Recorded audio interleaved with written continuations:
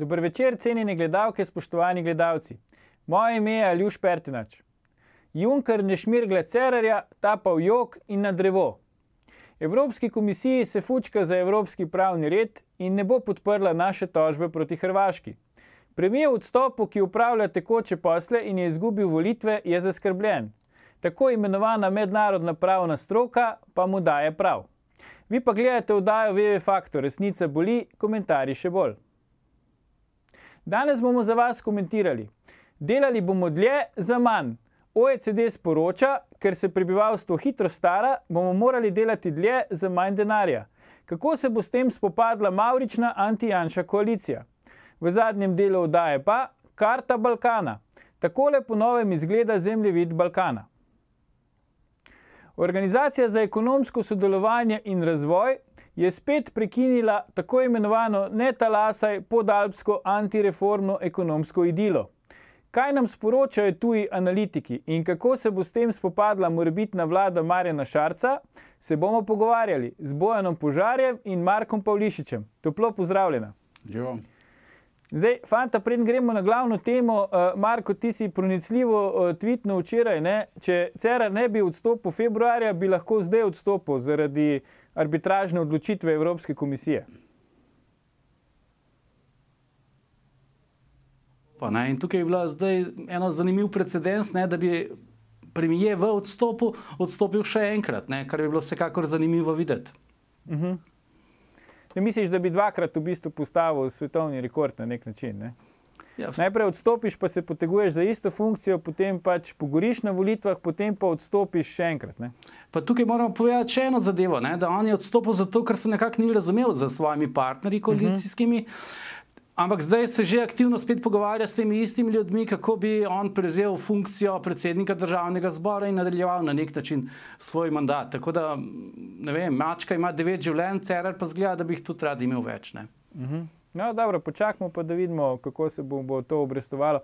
Bojan, kaj ti meniš, OECD pride k nam po volitvah sredi brez vladja in naredi nek dramatičen nastop, katere nujne reforme, ukrepe bi morali pri nas sprejeti.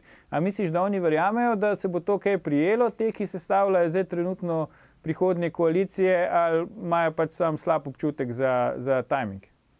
Ja, to ne vem, koliko jaz razumem, naj bi šlo formalno za neka poročila OECD-ja na podlagi študije, ki jo je sicer naročila slovenska vlada, se pravi Cerarjeva vlada, ne? Če sem jaz pravilno razumel. Prejšnja, bivša, ta v odstopu, ki upravlja tekoče posle. Ja, tako da je to pravzaprav zdaj vprašanje timinga, mogoče so pač mogoče OECD hotel ujeti zadnje trenutke ali pa zadnje tedne ali pa zadnje dneve, ne, Cerarjeve vlade. Mogoče niso vseh faktur še izdali, pa hoče mogoče, pa je izdal to priporočilo. Ker zdaj vlada, vidim, da oddaja veliko faktur v tujino, najprej odvetniške pisarne v povezavi z arbitražo, zdaj to odvetniško pisarno tako, kot sem jaz prebral, menjujemo, vprašanje, če bomo šli na cenejšo, verjetno bomo šli na dražjo in zdaj to je še, in te študije tudi mi plačujemo, zdaj, kar zadeva OECD, ampak koliko jaz razumem in koliko sem pač pogledal, nam svetujejo resno davčno reformo, zdaj, ali bo ta vlada, ti si prej govoril morebitni vladi Marjana Šarca sposobna izvesti takšno davčno reformo, kot nam jo priporoča OECD, pa jaz nisem prepričan. Pravzaprav sem zelo skeptičen do tega. Glede na programe, ki jih imajo te stranke, ki naj bi šle v Šarčevo koalicijo. Saj predlagam, da si kar pogledamo, kaj dejansko predlaga OECD. In katera od možnih koalicij si bo drznila izpeljati korenito davčno reformo, kot jo Sloveniji zaradi staranja prebivalstva nalaga OECD. Med drugim predlagajo znižanje prispevkov za zaposlene, vire za izpad sredstev pa vidijo v davku na nepremičnine in višji dohodnini, ukinitvi olajšav za otroke, obdavčitvi prevoza na delo, malic, nagrad, regresov, kar je nasprotno od Cerarjeve mini davčne reforme. That Slovenia is aging rapidly, and the aging challenges that you'll face will be very high, very, very significant. By 2040, 30% of your population will be older than 65. Slovenia needs to get ready to start working longer. Zdaj, mi smo člani OECD od leta 2010, Marko, te stvari, ki nam jih oni priporočajo, polagajo na srce, nas pozivajo, da jih storimo, niso zdaj neka novost, ne? To se kar ciklično ponavlja. Kaj ti praviš o tem? Jaz bi tukaj prvo izpostavil dejstvo, da ne bi tukaj šlo za proračunsko neutralno reformo. Se pravi, da ne poberemo več davka in ga ne poberemo manj, približno enako, vendar na drugačen način. Namesto za prispevki več z dohodnino, obdavči se še nepremičnine in še par drugih sprememb. Kar pa z drugimi besedami pomeni, da v času krize davki dvigujemo, takrat se je dvignil DDV, takrat so se uvedli davek na srečke, takrat so se zamrznile, bomo rekel, stopnje pri dohodnini, dvignil se je davek od dohodka pravnih oseb. Zdaj, v času, ko pa je recesije ni več, se pravi, ko smo v času nekega gospodarskega rasti, pa teh davkov ne spuščamo, jih ohranimo na isti ravni. Zdaj, to verjetno ni bila ideja OECD-ja. OECD je tukaj sledil nekim idejam, ki jih je pripravila verjetno ministrica Vraničarjeva. In to se mi zdi, bo neko večji problem kot vse ostalo, kar so zapisali. Se pravi, v času krize davke dvigamo, v času gospodarske rasti davke puščamo tam, kjer so. Na ta način lahko davki samo rastejo. Zdaj, če pa se obrnem še, kaj konkretno so predlagali, ja, dejstvo je, da je v Sloveniji delo največ obdavčeno v bistvu na svetu. Tudi v tej predstavitvi, ki so jo pripravili, jasno kaže, da je delo obdavčeno s 60%, če se štejemo prispevke za socialno varnost in dohodnino zraven, kar nas dela močno nekonkurenčni in tukaj na tem področju bi bilo potrebno nekaj spremeniti, vsekakor. Bojan, kaj ti meniš? Zdaj, to, kar predlaga OECD, gre nekako v nasprotno smer od tega, kar je Cerarjeva vlada naredila, kot to s neko svojo mini, če temu lahko rečemo, davčno reformo, kot je že povedal Marko, davki se niso vrnili na predkrizno raven. Vidimo zdaj v Nemčiji se že 4. mesec zapored zmanjšujejo naročila v gospodarstvu, tudi na medletni ravni so se prvič zmanjšala. Skratka, tega obdobja debelih krav izgleda, da bo počasi konec, ne? Kaj ti meniš, kaj se bo zdaj tu pri nas dogajalo? Sploh, če bo SMC, kot kaže, da bo del tudi naslednje koalicije, kakršna koli že ta bo. Ja, zdaj, Aljuš, najprej bi bilo treba mogoče povedati pa takih, ko bi rekel, povsem razumljivih stvari. Zdaj, če bi nekdo, recimo, na volitvah junija nastopil z takšnim programom, recimo takšnim finančnim programom ali pa s takšno davčno platformo, kot jo priporoča OECD, bi gladko izgubil volitve. Oziroma pravzaprav tudi nekatere stranke, ki so imele recimo en del tega v svojih programih, niso dobro odnesle na volitvah. In drugič, recimo predstavnik OECD-ja smo videli, je imel dokaj zaskrbljen obraz, ko je predstavljal te številke, je povedal, kakšni so pri nas demografski trendi. In ravno ta populacija, ki bo zdaj pravzaprav morala delati dlje, ali pa recimo pokojska populacija, pravzaprav tvoj, bom rekel, večji del volilne baze pri nas. Smo videli v teh letih od 65 let naprej, pa do 75 let je praktično 90% volilna udeležba. Tako da bo zelo težko, bo pri nas, bom rekel, neka politična opcija, politična struktura, politična stranka bi recimo uspela na volitvah, če bi šla na volitve za neko tako predlagano davčno reformo ali pa recimo za neko tako predlagano davčno opcijo, kot recimo pripravlja OECD.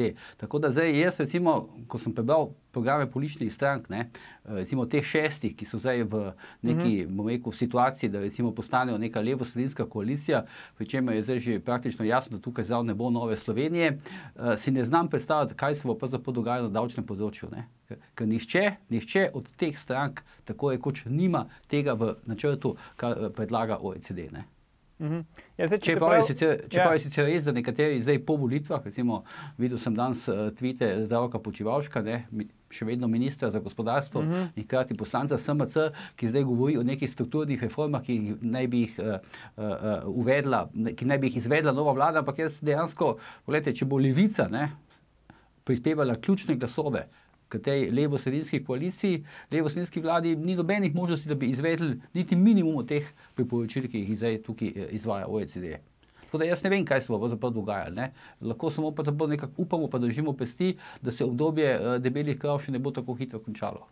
Marko, zakaj imamo ravno pri strankah, ki so bile do zdaj v koaliciji do teh volitev, občutek, kot da bi bile zadnjih 12 let v opoziciji, glede na to, kaj govorijo pred volitvami, pa tudi zdaj po volitvah? Zdaj, jaz pričakujem po sestavi te nove vlade, če bo, jaz si ne rečem levo-sredinska koalicija, ampak je to bolj levo-skrajna koalicija, da v bistvu ne bo nič drugače se zgodilo, kot je potekalo v prejšnjem mandatu. Kvečemu bo zadeve še težje, se bo več koalicijskih partnerjev, kar pomeni, da v bistvu ne bojo naredili še bistveno manj, kot so naredili v prejšnji koaliciji. Ne? In če ne narediš nič, v bistvu delaš to, kar pač dela opozicija, ker opozicija nima neke realne moči narediti karkoli, ne? Tako da iz tega izhaja ta vtis, da so bili ves čas v opoziciji, ne? Ker rezultatov enostavno ni bilo in ni jih pričakovati za naprej. Ne? Zdaj, da sta oba, Bojan, si hotel kaj dodati. Hočem reči, v tej predvolilni kampanji je bil pa, da malo dopolnim, mogoče to, kar sta videla povedala, vtis je bil še močnejši, ne? Vtis je bil, kada je bil Janša, ne, na oblasti. Ne? Kampanja pač poteka tako, kada je bil Janša na oblasti zadnjih 8 let, pa 10 let in to z veliko večino, ne, v parlamentu. Ne? Približno tak vtis je bil, ne samo to, da so se recimo SMC ali pa SD, pa ne vem, še kakšna stranka obnašali, kot da so v opoziciji, še obratno, mislim, še bolj potencirano je bilo tukaj, ne, stvar. In tudi recimo zdaj Marjan Šarec, ki je zdaj resen kandidat za predsednika vlade, ne, on je recimo kot župan, ne, predstavljalo se je, kako je pač uredil Kamnik in podobne stvari, po principu to sploh ni res, ne, ni bilo res in tudi ni res, ne. On je recimo Kamnik, ne, kot župan je prejel od prejšnjega župana Toneta Smolnikarja, ko je prevzel občino, je bilo na občinskem računu 4 milijone evrov plusa, ne. Zdaj, ko Šarec odhaja, je 9 milijonov evrov minusa, ne. Skratka, naredil je pač to, kar je naredil. No? In zdaj človek za tako, kako bi rekel, zgodovino, ne, vodenja občine prihaja sem na položaj, ko bo vodil Slovenijo, tako da je to v principu še bolj zaskrbljujoče. Ja, vprašanje je, če bo nižjo davko, verjetno jih bo višjo, ne, zato da bo lahko pokril. Zdaj, morda, če smem še dodati, v zvezi s priporočili OECD-ja, ne. Zdaj, oni na eni strani svetujejo, da neke davke znižamo, na drugi pa neke dvignemo. Ne? Zdaj, zna se zgoditi, da bo rezultat polovično realiziran. Ne? Kar pomeni, da bomo tisti del, ko je treba davke dvigati, ko priporočajo, da se dvignejo, tisti drugi del, 50%, pa ne bomo pač realizirali. Ne? In potem bo tukaj se Cerar lahko, oziroma kdor bo pač predsednik vlade, hvalil podobno, kot se je hvalil pri zdravstveni reformi, ne? Da je 3/4 ali 4/5, da je speljal, ne, tako bomo tudi tam speljali 50% OECD-jevih priporočil, ne, žal bo neko samo tisti del, kjer se bojo davki dvigali. Ne. To se mi zdi čist realna možnost. Ne. To se spomnim, da v času ptičje gripe, ne, ko bi morala biti perutnina zaprta, pa so kmetje imeli spuščeno, pa se jih vpraša, zakaj imajo spuščeno, so rekli polovično, ne, spoštujemo prepoved, po noč so zaprte. Zna se to zgoditi, ne, mogoče, ne vem, razmišljam, ne, pa predvidevam, da se bi recimo nova vlada lotila nepremičninskega davka, ne, spet nek ponoven poskus, ne, pri čemer bo zagotovo obremenitev za ljudi bistveno večja, kot je zdaj recimo plačevanje etažne lastnine, ne. Ampak sej, vsaka taka stvar, zdaj če pogledamo, ne, prednji bomo šli počasno oglase, imeli smo zdaj dosti stabilno vlado, SMC, velika zmagovalka volitev, samo 3 stranke v koaliciji z dosti sorodnimi programi, ugodne gospodarske razmere in ni bilo nobene praktično reforme take, kakršnekoli že. Ne. A je zdaj za pričakovati, da bi zdaj, ko se očitno pač, saj v tujini, kjer so naši glavni zunanji trgovinski partnerji, se gospodarstvo počasi ohlaja, da bi pa ta neka pisana, mavrična anti-Janša koalicija, ki očitno ima eno skupno programsko točko, to pa je, da jim ne vlada Janša, da bi bili sposobni pač kakršnokoli reformo izvesti. Jaz mislim, da težko, ne? Ampak vse tukaj, gledaj, zdaj Aljuš, pa Marko, zdaj, to je, mislim, da največja odgovornost, ne. SMC je ravno v tem, da imela je veliko večino v parlamentu, ne, imela je podporo medijev, ne, imela je podporo nekih ostalih družbenih struktur, ne, v državi, pa ni naredila dobene reforme, ne. Ampak zdaj, ne, vsaj po teh prvih govoricah sodeč, ko se že nekako delijo, ne, neki resorji znotraj bodoče vladne koalicije, se pa vidi, da se pravzaprav SMC odmika, ne, od tistih ministrstv, kjer bi pravzaprav lahko vplivala na neke strukturne reforme. Ne. Miro Cerar želi biti predsednik državnega zbora. Ne. Skratka, se ne bo ukvarjal z takimi umazanimi podrobnostmi, kot so te strukturne reforme, ne? Ampak bo želel obdržati nek svoj minimalni politični kapital, ali pa ga graditi, ali pa ohraniti, zato da bo lahko čez 4 leta kandidiral za predsednika države, ne? Tako sem jaz pravzaprav razumel za te njegove politične ambicije. Milan Brglez ima ambicijo postati ali ostati predsednik državnega zbora ali pa postati minister za zunanje zadeve, ne? Skratka, to niso ministrstva, ki bi se lahko vplivalo na te stvari, o katerih se v principu zdaj govorimo in ki jih priporoča OECD. Ne? Kdo naj bi izvajal znotraj vlade ta priporočila OECD-ja, se zaenkrat pravzaprav še ne ve, ali bo to Šarec, ali bo to, ne vem, Alenka Bratušek, ali bo to stranka SD, ali bo to Desus, ne? Kdo bo vodil ministrstvo za finance, ne? In kdo bo delal te stvari, o tem zaenkrat še ni duha ne sluha. Ja, bomo videli, ne? Se vrnemo po oglasih, ko bomo nadaljevali s komentiranjem, zakaj bomo delali dlje za manj.